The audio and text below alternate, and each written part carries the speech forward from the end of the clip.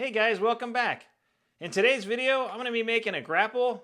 It's a logging grapple, and it should look something like this, but in metal. And it should work like this. Check it out.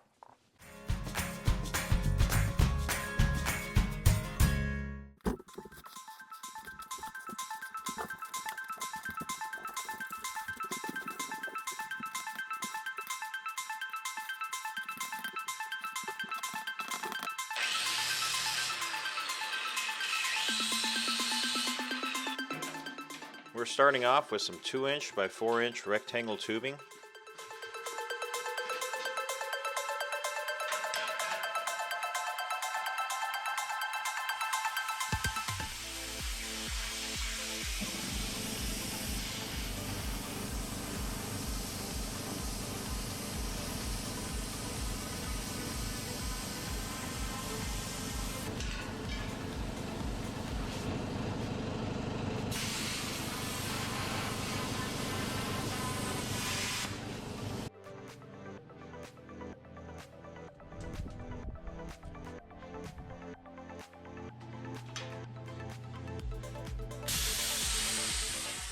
This plasma torch has a drag tip on it, so you can actually have it right on the metal and slide it across the straight edge, and it makes cutting this tubing like cutting butter.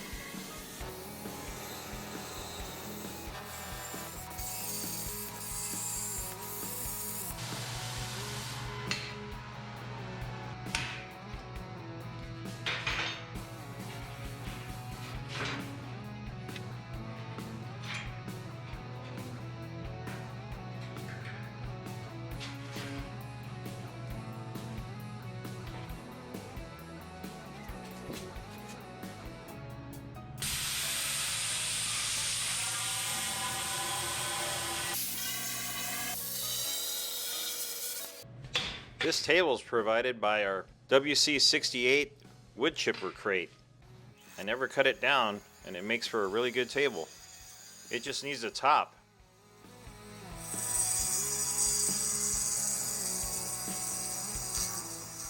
One of the drawbacks of using repurposed materials is cleaning all the rust off.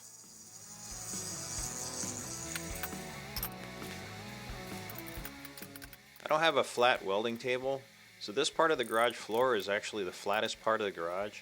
So I'm going to tack it all up here on the floor.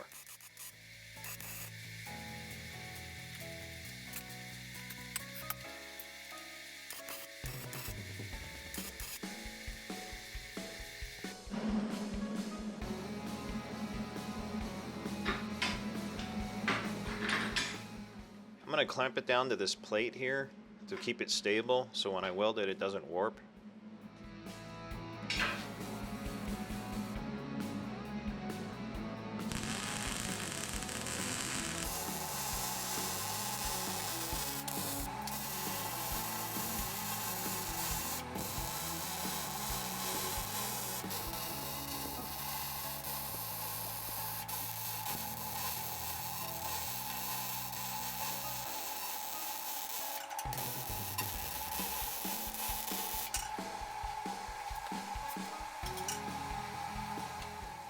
I didn't think about the radius on that tube when I cut it.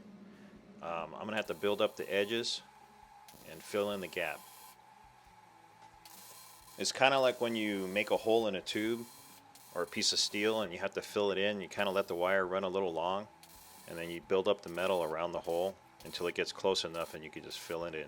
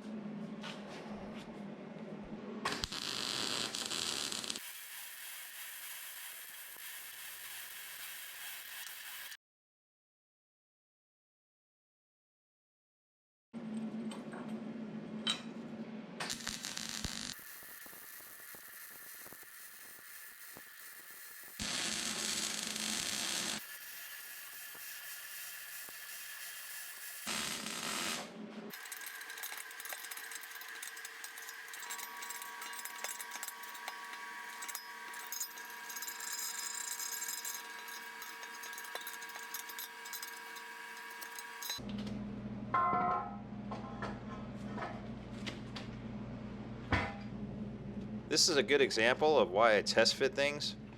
It interferes with the PAT system, so I'm gonna have to make an adjustment and torch this section off.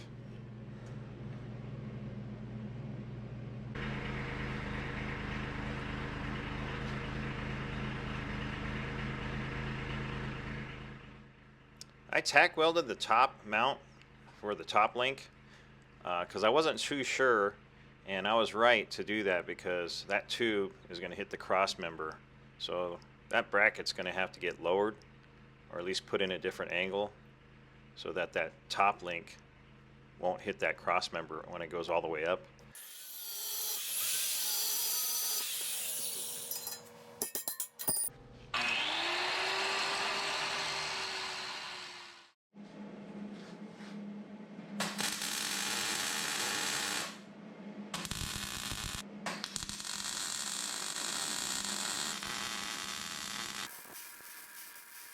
I double checked it real quick, and now it's good to go. So I'm going to weld it up. Here I'm showing the tip of the torch and how it rides on the plywood. So I just take that diameter and split it in half, and you can see on the stencils the red line is where the torch is actually going to ride, and then the black line is going to be what the piece is actually going to come out to after it's cut.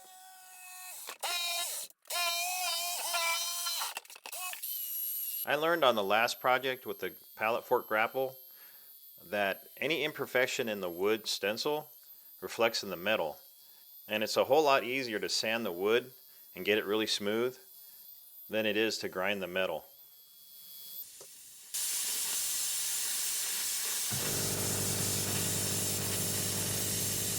Here I'm showing you the edge, and you can see it's still not very smooth even with the stencil, because any little stop and go pattern just gets reflected right into the metal.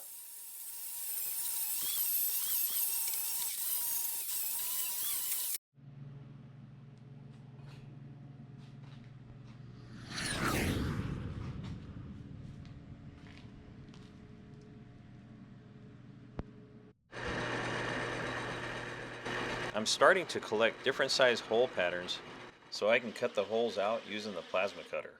It makes things go so much faster.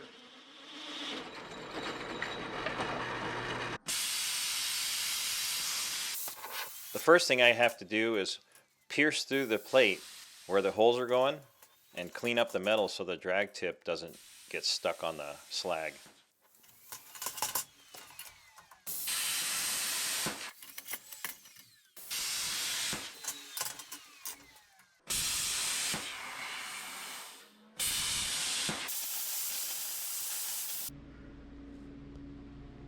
Just like when you work with wood, you have sawdust everywhere, but in my case I have a lot of metal shavings and metal dust. It's a mess.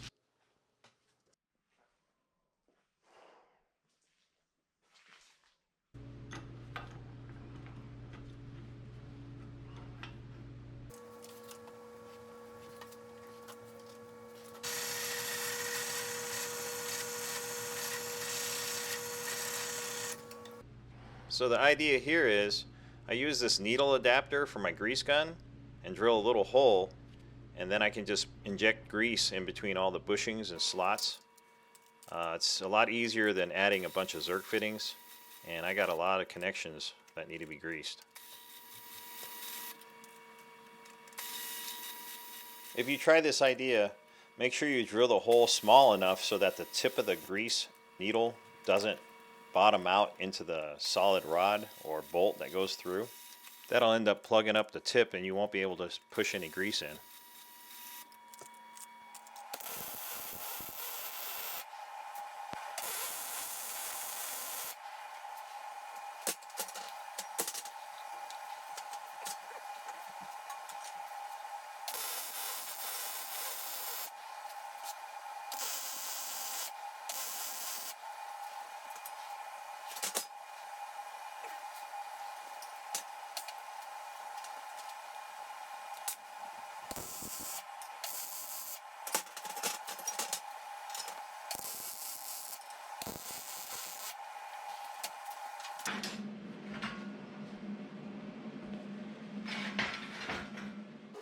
Every once in a while, I have to take a moment to clean off my helmet.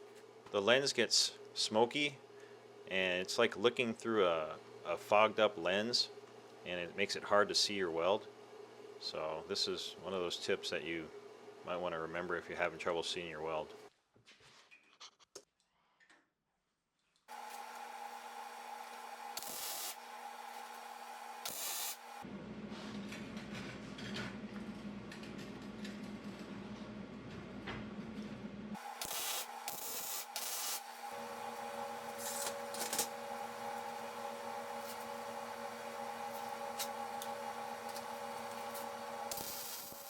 On this weld, the pattern I'm using makes it easier to stop and go and harder to tell where I'm starting and stopping.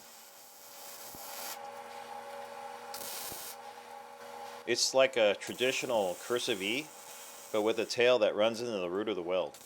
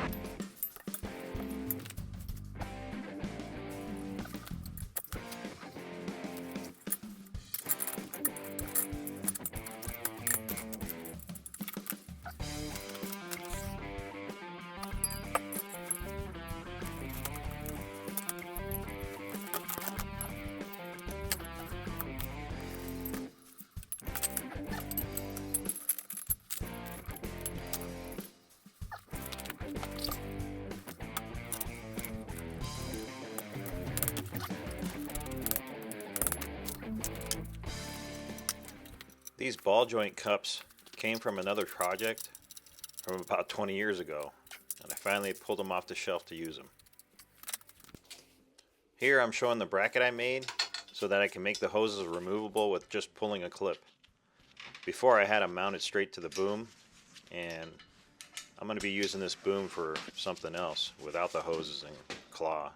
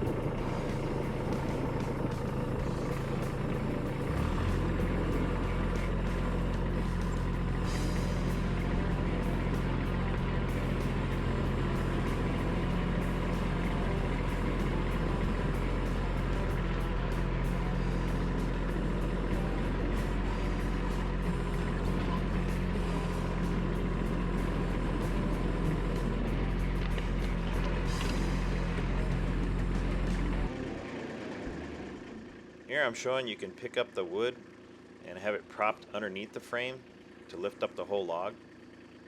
If I was to tip the boom back on top, it would probably help. Still learning.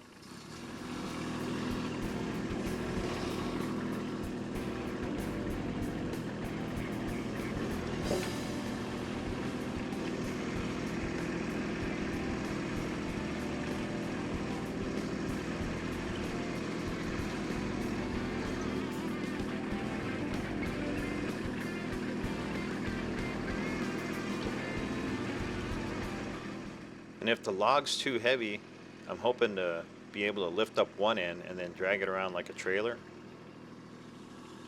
We'll see when we get in the woods.